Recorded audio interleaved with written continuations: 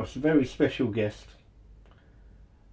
My superstar little sister, or big sister, whatever you want to say. But this is Indy. I want to introduce Indy into my world and let her know, see what I'm doing.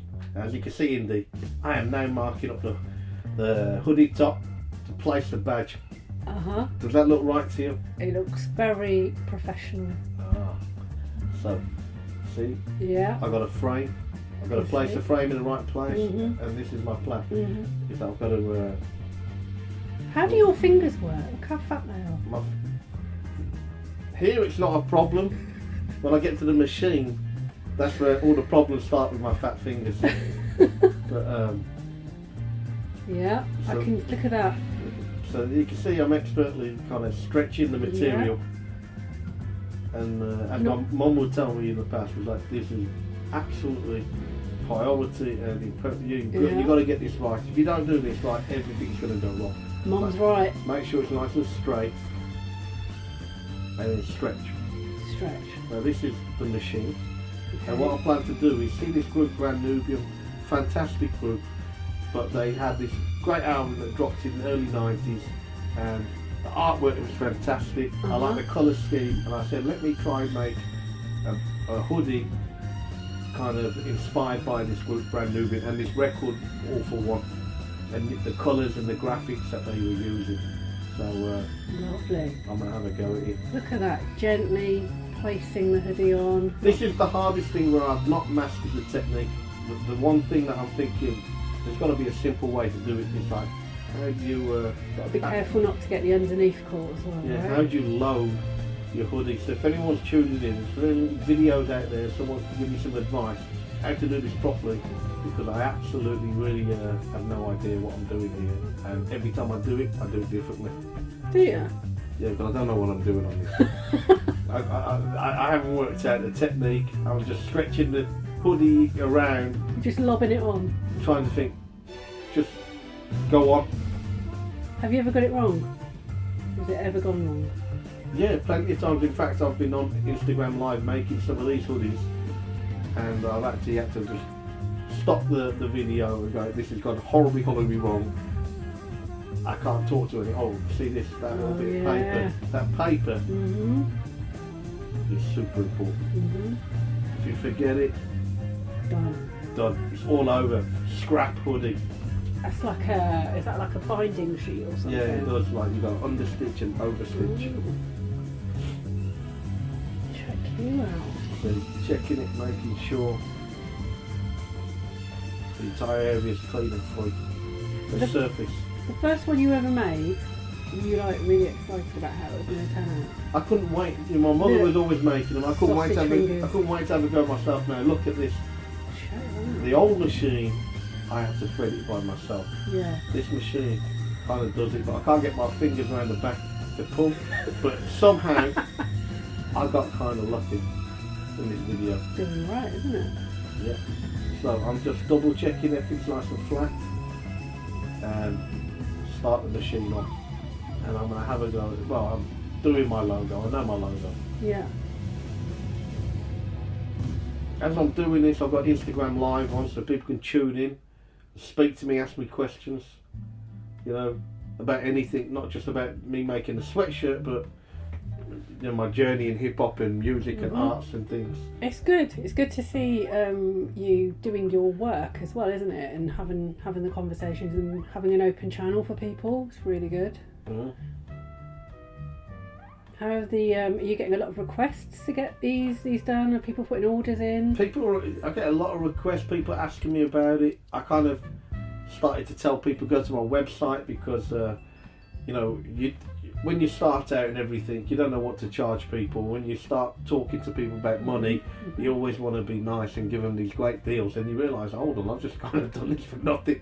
But now I just direct people, go to the website. That's good. But I have some cool videos. I've done some cool videos where, like, I've done a hoodie for Marley Marl's son, Marlon Williams, and he came in while I was actually making the hoodie. You know, he spoke to me while we were doing it. Okay. Nice. So, as you can see, I'm putting the first colour down, which I think on the Brand Nubian one is the black. So if you look at the record and the 12 inches, there's a black base for what the yellow text or the logo goes on. So you could also offer this service out to anybody else that wants any other logo putting on as well, couldn't you?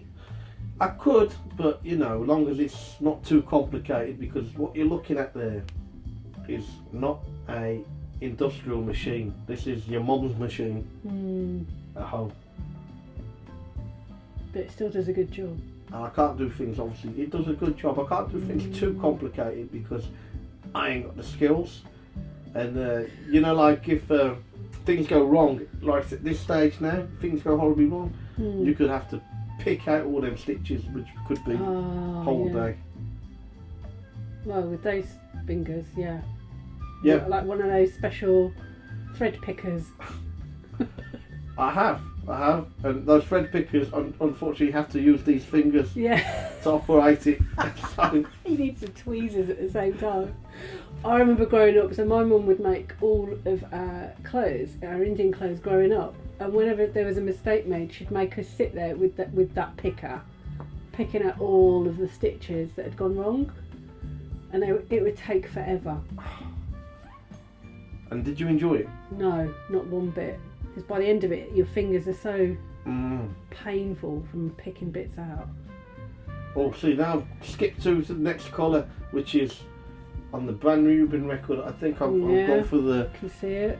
I think I'm gone for the background colour, the recordy edge. Yeah.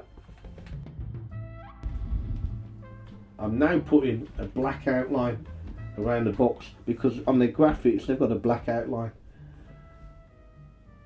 Are you picking out the colours for people, or are people talking to you and saying, "Oh, can you do this, and this off that album"? Some people will call me and they go, I want it these particular colours. Yeah. But when I'm doing something like a record theme, like the brand Nubian, or Cold Chilling, or the Leeds New School thing, or Tribe Called Quest One, Dollar Soul, I just pick the primary colours, and that's what it is. But if someone wants a particular hoodie, they want something that their favourite colour, then I do. They're paying for it. I do it. It's such a good way of getting a bespoke hoodie, isn't it? And the thing is, it's like the whole culture of digging. So in your idea of like that, you've got something rare that is special, something unique or personal to you. Now you've got like the outfit to go out and do your digging. True. Yep. I like it. So now we've gone for the purple or the lilac or whatever you want to call that. What's that colour called? Yeah, I'd say that's purple. Purple. Some people may argue. Put in the comments if you want. What shade is this? Because to be honest, Indy's as about as an amateur as I am when it comes to doing this. So she might sound all like she knows everything, but the fact of the matter is she's coasting along very well. Thank you. Okay, we're still doing that colour and skipping through. Oh, still doing that, and I've zoomed in. You can see I've zoomed in now just to show the extra detail, and that is my hand in front of the camera. It's a fabulous hand. Hairy knuckles, sadly. But that goes to show that I wasn't built for this. You're getting around your extra large hands though, aren't you, very well, managing this. I've changed the thread again, and now we're doing the crate detail. As you see, I'm drawing the crate detail here. What does Mum think of all of this then, you're using her machine? I haven't really asked her. I mean, I can see her face like she's happy at one side of it. Like, oh, he's learning, he's built this, he's done this, so I like what he's doing. And then I can see that, hold on, that's my brew, that's my machine. I'm meant to be using this, and I haven't got time to use it because you're always in there. So I can see that she's a bit like, yeah, get your own machine. But she's too nice to turn around. So she even said to me, you can have this machine if you want. I'm like, no, it's yours. But she's just interested. She's surprised that there's so many people interested in what's going on here. Well, it's an amazing skill, isn't it, to have embroidery, craft anyway, to have this done through a machine and get it done in the colours that you want to get it done. It's amazing. So you see what I'm doing here? I've got a problem somewhere. Right. And that's why I've cut the thread. And what's the problem? Oh, that's the problem. I've run out of underside thread in the bobbin. Okay. So now, this is what I'm... Okay, thread in the bobbin. Yeah, doing that. It's always important to make sure you've got enough on there, which I didn't do, obviously. I didn't check. Slack. Preparation. So now I'm loading the bobbin myself now, filling it up. Well, you're not really loading it yourself, are you? The machine's doing all the work. Well, listen, if I don't do it, if I'm not there doing it, it's not going to do it itself. Very good. Look at this now. I'm going to try and put it back in there. Look at that. Almost look professional doing that. You do look like you know what you're doing. Yep. Look at that. And you can, like I say, pay attention. That is my hands, not my mother's hands. I've got the hairy knuckles right there. So it's definitely not my mother, right? So you can see that I'm doing this. And then you just go back to where you stopped. Yep. Just pick up from where you went. Now, to make this hoodie, this logo is 14,878 stitches. Is that right? It's a lot, isn't it? That's amazing. So that machine has told you that? Yeah, tells you.